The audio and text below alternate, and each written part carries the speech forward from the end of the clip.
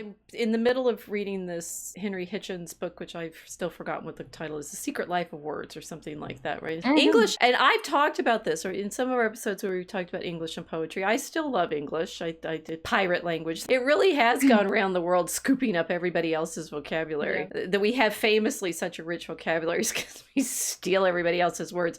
Although most of the time when Hitchens is talking about foreign words and how they become English, I'm like, those are still foreign words. Occasionally they're ones that I think we've naturalized to the point where we recognize they're not. We can't recognize anymore that they're alien, foreign, plundered. But most of the time English wears its plunder pretty boldly. Mm-hmm. Straight up. They're proudly flashing their stolen wares. Their blood diamonds, their scepters that they use in their coronations that they've stolen, their rocks from around the world. Yeah, well, I've been hammering that theme this week quite a lot. The mines in South Africa. Yeah. We're global south here, so we have a different experience of civilization down in the global south, being that we're glorified mining towns in many ways, and all of our countries down here have been carved out of a relationship with mining and going into the earth to dig it out. Mm-hmm. Dig precious little rocks out of the ground for people that want those precious little rocks dug out of the ground. So yeah, we are still promising to do a proper Snow White episode, clearly, right? If we're going to talk about mining rocks, beautiful rocks. Yes. Hi ho, hi ho. We did talk about Deadwood back some time ago. Yeah, we've mentioned right? Deadwood. You know, and that's a mining boomtown. Certainly, the American West, like Australia, is mining and boomtown. The mining thing, so that, you know, the Tonto Wild West boomtown. I was talking to a friend of mine last night, and she's Italian, and she was saying, you know, we're sitting there, we're speaking wog to wog, so we can be a little bit honest, we're being cheeky. We're sitting there, she says, there's something wrong here. I get off the plane every time I return to this country, and I feel like I'm in an aesthetic environment, you know, it's sterilized. I said, yeah, but you know why they sterilize the place, right? And she said, no, I just don't understand it, because they have time off. It's like they can't enjoy life, they just stop working. I said, yeah, it's because we got rid of all the Irish. She said, what do you mean? I said, do you notice here that there are no Irish communities anymore anywhere? She goes, I didn't even know there were Irish communities here in the beginning. So I said, this is the mining town without the Irish playing in it. She said, okay, that makes sense. So yeah, we're analyzing what was going on here, and I said the culture's gone into a boom or bust kind of phase where we're getting tons and tons of people migrating into it. Why they're migrating? Because of economic reasons. Mm-hmm. They're not migrating to a culture. So we're running on mining dynamics constantly. It's just that people aren't going into holes now. They're going into financial sector. They're going to corporate mines. So we're all playing Minecraft down here in the global south. That is so interesting. So I was in Phoenix back a few weeks ago because of Summer Nationals for fencing, back competing in the fencing, and there was a pasty shop, right? Like Cornish pasties filled. Pasties, whatever they are. And it was interesting because there was pictures of mining all over the restaurant. Yeah. And when I came back, I was like, my husband was saying, we went to this pasty shop, and he's like, oh yeah, it must have been a lot of Welsh there. Mm-hmm.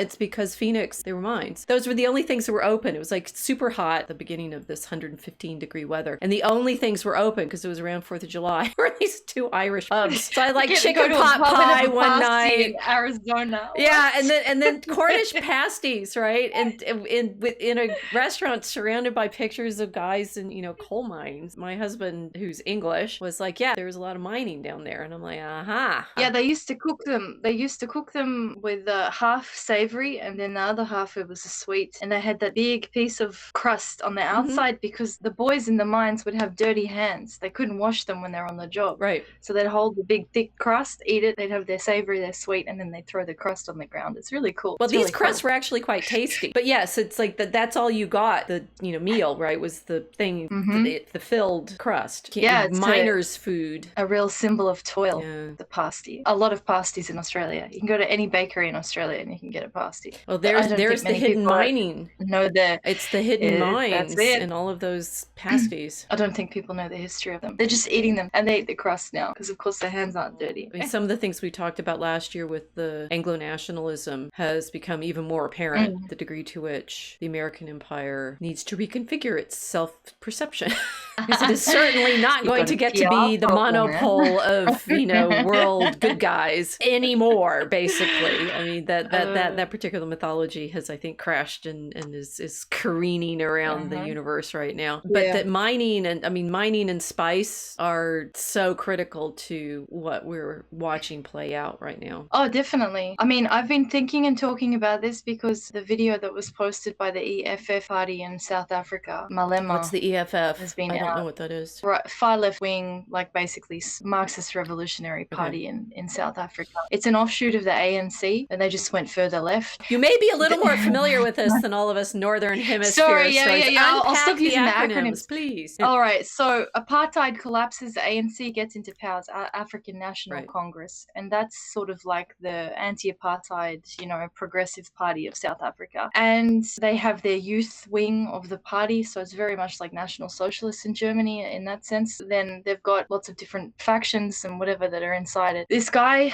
who was in the video, he comes from ANC party, but he started his own thing, EFF, which is even further left. And basically everybody in the North or in the Anglosphere or the West or whatever has looked at this video and said, oh my God, this is horrific. It's like a race war, obviously, but South Africa is a race war. Me and my own gadfly way, I just sort of thought, hold on, this is yet another opportunity to look at the mess that was made down there, because I don't like South Africa. I love Africa. So again, it's like a contrast thing to sort of say, okay, why I can say that. That country is a really complicated gulag of race wars that was created around the avaricious lust for the things that were in the ground in South Africa. And the Australian story is part of that, because South Africa is essentially a turf war between the Dutch and the English, then Bantu people that came down from further north of South Africa. But this whole situation with colonial South Africa is that it's an Anglo-Dutch turf war. And Australia got involved in this in the Second Boer War. People don't talk about it a lot. My family do, because we have a memory of being involved in the Boer War. What I found really interesting was that the right-wing pundits, commentaries,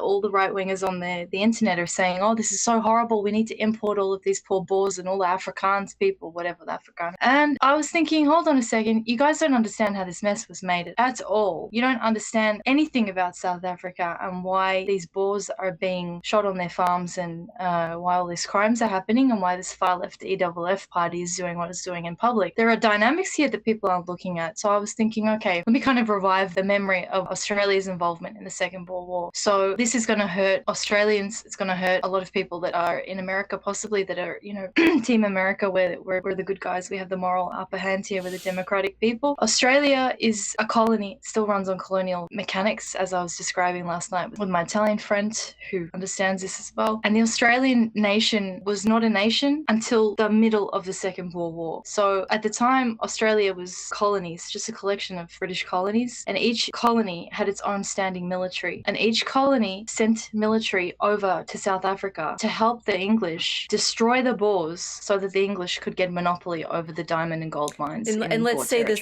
bluntly, if you saw a Boer, what color would you think they were? Most of the people that are talking about these political issues would consider the Boers white. I mean, they're Dutch. Yeah, they're Dutch. I mean, they're Dutch. They're a mixture of Dutch and French Huguenots that came down from France, the French Protestants. French Catholics tried to convert them to bring them back into French nationality. They refused. So they said, bye, we're going. They went back, all the way really far away from France. And then they arrived in South Africa and they were assimilated into the Dutch community there. So the Boers are a mixture of these French Huguenots and the Dutch settlers that got there into South Africa. Of course, you think about who were these Dutch settlers, very similar to people that settled the Australian continent. Or New Amsterdam, maybe. New Amsterdam, So some of this I've learned from you in the last few days, but when are these Boer settlements? New Amsterdam is 1640s, 1660s. Before, in the course of these Anglo-Dutch wars in the 17th century, one of the things that happens is the English managed to get New Amsterdam in exchange for a nutmeg island. Malakas. Yeah. So, the New York is allegedly English. It's on top of that New Amsterdam settlement, and it's an aspect of this whole 17th century jockeying for control of these sea routes. But the Boer War is happening in the early 20th century, so it's a carry on from this competition. Yes, because the English and the Boers, they didn't consider themselves the same people. Right. In the way back time machine of colonialism in Africa, they didn't look at each other and think, oh, we're the same, we're both whites. They considered each other mortal enemies. There was two wars between them. The Boers had set settled in this area called the Transvaal, and they were kind of left alone for the most part for a little while until the English realized that the area that they'd settled, the Boers that is, the Boers were farming and living on top of enormous gold and diamond deposits. So that kicks off the military conflict. The Empire, the British Empire that is, calls for reinforcements. The interesting thing about the Second Boer War is that the colonial army, you know, the British Army, the biggest infantry stock that they get is from down in Australia. Why that is? Because we were renowned as horsemen. We had the experience of living in the bush, because obviously Australia is even more bushy than South Africa. We are less developed than South Africa. Our men were tough enough to survive African conditions, thrive in them, participate in guerrilla warfare in African conditions, bring our horses, and also had absolutely no qualms about shooting Boers. In fact, they were participating in setting up concentration camps and starving their women and children so that they had to surrender to the English. You know, people often know that tidbit that the British invent the concentration camps, but they invent them in this context. It's in this conflict. Yeah. It's in this context. This was the beginning of guerrilla. To move the Boers off of their lands so as to mine. Yeah, it was a deliberate policy of ethnic displacement. They had to move an entire ethnic group off their land in order to mine. And the Boers didn't want to leave, obviously, because that was their home. Their ethnic identity is very complicated. I had a great comment on the Sandwich Press because someone said, you know, you can't call Boers white in the Atlanticist new West Americanized racial categories because the race categories down there are different again, and the Boers have this thing called Boer exceptionalism. So, you know, it's like they consider themselves white in South Africa now, but in terms of like Europeans, there's nothing European about them almost. They've become their own thing. But the Australians were involved in that, setting up the concentration camps. And at this time, they were not Australians. Australian was a kind of nickname for them. They were still the colonial subjects of the British Empire that lived in this continent. In the middle of the Boer War, in the middle of this conflict, Australia federated and declared itself an independent nation. And this was also to do with mining interests. It was mining interests which provoked the Australian colonies to federate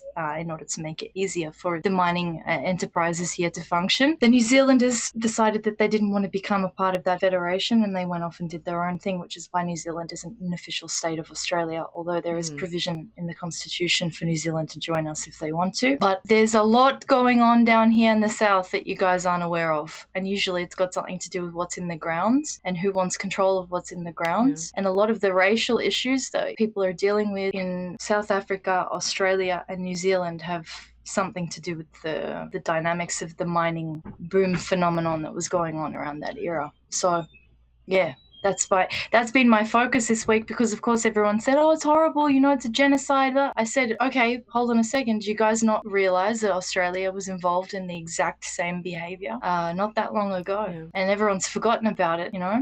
People here don't talk about it. Yet another demonstration of what we've been trying to talk with people about, saying that these racial categories are politicized for particular reasons. Life of Words that I'm reading, I'm in the chapter on the 20th century, so I read the one on the 19th century. And all of these categories that are developed during the Industrial Revolution in order to make scientific, right? You said he was Marxist, the leader of this EFF group, right? Yes. Marxism's main claim is to be scientific. They do, right? It's like when I teach the ABC of communism, that's one of the things that I show in this Soviet 1918-1919 handbook, right, for the party. And it's like they're always saying, here's the literature that you need to read, and here's like the textbook for the party. And we have the science on our side, which is of course making Marx into this Moses-like prophet of historical realization. So there's that. And that all, you know, the racialisms that we're, you know, allegedly dealing with that are durable and quote real are real in the sense of 19th century science, which is mythologizing to create these political justifications over and over and over again. Yes, it's an interesting thing because we had a lot of Aboriginal people in that conflict that were passing to join. Again, something people here don't want to talk about very much. But that was very common in our military. We had a lot of Native men that were passing in order to fight in the wars, to fight for empire. And a lot of them got stuck in South Africa. There were a few that got stuck there because the colonial government said, oh, well, you're not allowed back in because we've got White Australia policy now. Hold on a second. We just fought for you. We just fought with you. We just killed a bunch of Boers. We can't come back into our own country. No, they closed the gates. And again, it's the categories that get, you know, the scientific categories that got propped up to make that policy. They didn't care 30 years prior. It was like, no, from this date, you don't count. You got to make your own way home. It's funny that the more I look at the history of this place, dynamics of the British colonial projects, it it's very Marxist. It's just that people don't look at it in the same way because, of course, it's not done in a Soviet sort of approach. They're not speaking Russian, you know, they look different. So it can't be the same thing, surely, you know, that's different. That's British colonialism. Trust the science was the name of the game down here. It really was. We know the science of ethnicity and we know the science of nation building.